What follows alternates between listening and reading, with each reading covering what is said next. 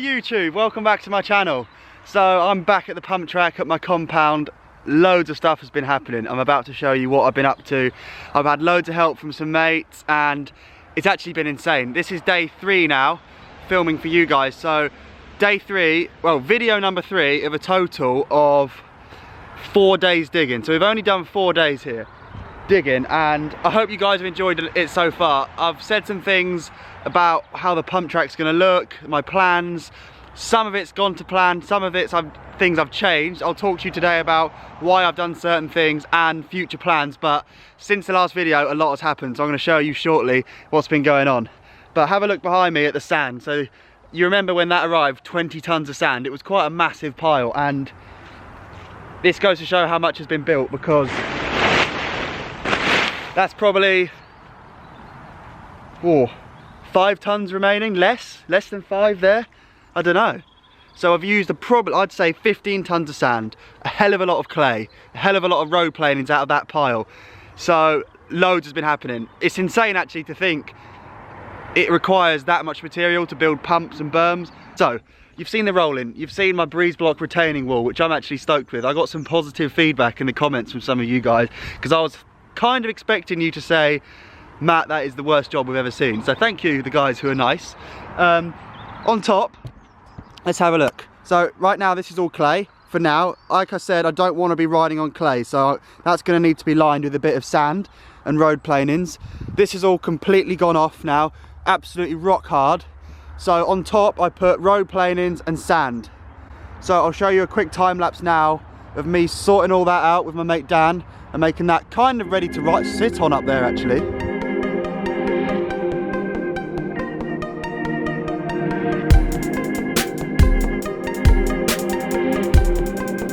So I'm stood on the big start, it is actually quite a big start ramp, especially when you see the drop the other side. Like, there's huge fires down there sometimes. The guy who owns the land has pretty massive bonfires, which is quite sick. So it might be toasty up here at times. I might be able to hang a marshmallow off the edge. But I'm definitely gonna need to put a handrail in, and a handrail that's not flammable.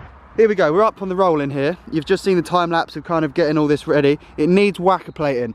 I have a whacker plate in my van today, so this can all get rammed down real hard, nice and level. I might even get a spirit level on it, because I know that that layer of blocks there is level. So if I can kind of match that across and almost screed it all towards the back, I'll be winning. So this is how things kind of look right now. We've got the roll in through that bomb hole, obviously with the gutter there that I've cemented in, road planings. I need to bring that level up a bit today and like bring it up to where the start of the pipe is, right there. Today is raining. We've actually been really lucky. Back end of March, it's been pretty dry so far of digging, so the next few days is going to be a test as to see how things cope here with the rain. I'm hoping the sand is going to drain well. I've been busy with my drains. I'm going to show you over there what's been going on. There's a huge drain. Drainage is life. So today I'm going to bring this level up. As you can see there, the pipe sits slightly high and proud of that bomb hole, so that needs to come up a little bit with road planings, bit of sand, and I'll whacker plate it right the way through. I don't know what to do about that edge too. The sand's obviously always going to run off of there when it rains, so that needs a bit of thinking what goes on there, because I want it to like look nice all the way across. Anyway, you've seen roller number 1, side boob number 1. You've seen side boob number 2. Now, this berm, the end of the last video, we got the berm to there. Lots more has happened since. What I said in the last video is I'm not going to build a 180 corner. I'm going to build a roller into a 90-degree berm, a roller, then the berm out to try and break it up. I didn't do that, but it actually isn't a full 180. Because that roller's got such a camber on it, you're already kind of pointing that way. And by the time you exit the berm, you're not going this way, you're kind of going that way, and you pick up that roller. So it's kind of like a 110, 120 degree actually berm. So it's not actually a 180 berm. I got some comments saying, Matt, you told us you're not going to build that. I didn't build what I say, but at the same time, I wasn't lying. I don't think 180 berms work out of sand straight away. So this is the next best thing that works, because have a look at the straight we've built now. So it looks insane. Out of this berm, we've got one of these kind of cambered rollers to straighten it up, and then a double down roller like with a camel hump in the middle, so that one's obviously a lot higher. So I'm thinking potential lines. if you're going really fast, you could maybe jump from there to there. You can definitely double that one. Like for sure, that's doubleable or manualable. You could triple manual that. Or if you're going really fast, pump hard here, real hard, rail that berm, jump and land manual to there. That is like, that's definitely a dream goal. So already there's lines opening up, and I can't wait to test this top section when it goes rock hard and dry and see how it is. But look, like this,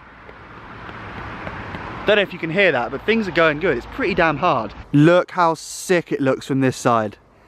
It's so much more clear what's going on from here. And you can see why it's taken so much sand to build up that side. I'll stick a time lapse in right now of the build of this triple roller because it looks sick.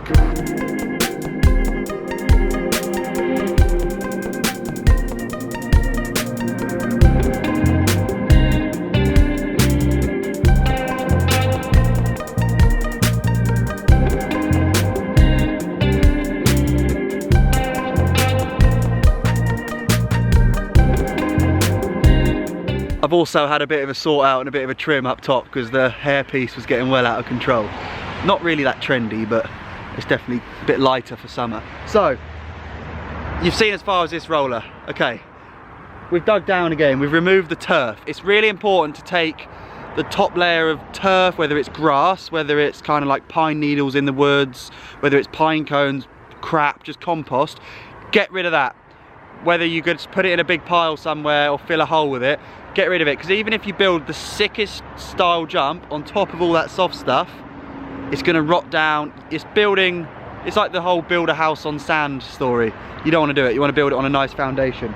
So we've got a pretty awesome drain here. That was a real bitch to dig out. This is pure clay, but that could definitely drain a good portion of the Nile or the Amazon. We went a bit overboard with the width. I might even put quite a sick cement lining in this to make it look cool. Don't know yet, could even feature some goldfish.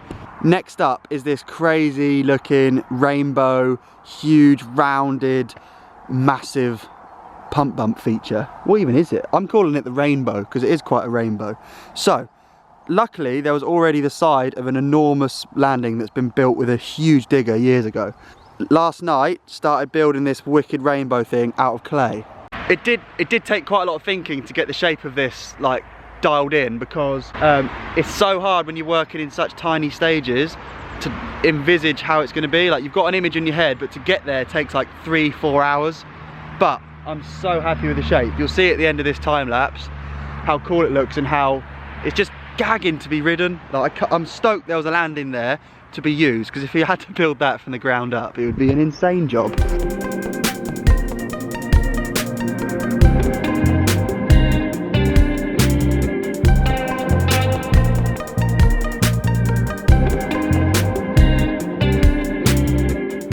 Help has arrived. Look after your tools, they'll look after you. There we go. Yes. I think they're all seal bearings on this, the latest. Yo, ice pick. The next plan is all that stuff leaning up against the rolling behind me. So there's like 2 big roof trusses from some old garage or something, and a massive tree which is too heavy to move. That will need sawing up, burning, getting out the way, because there might be a plan to roll in the other direction eventually off the back of that roll-in, and I'm going to be riding at it that way to link back up, because I've got a bit of a map in my head now of how it's all going to link together. But there's more, there's so much going on in my head. Anyway, Jig showed up. Luckily he's got a chainsaw and he's pretty handy with it, so he's going to let loose, start cutting all that up.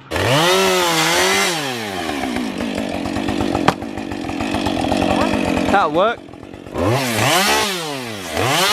Let me know in the comments some ideas. The last stuff has been super helpful, thinking ahead, planning, features, what stuff to work into the pump track. It's been super helpful, so keep that coming down below. The comments are amazing. And then I'll see you in the next pump track video really, really soon, episode 4. Peace, legends.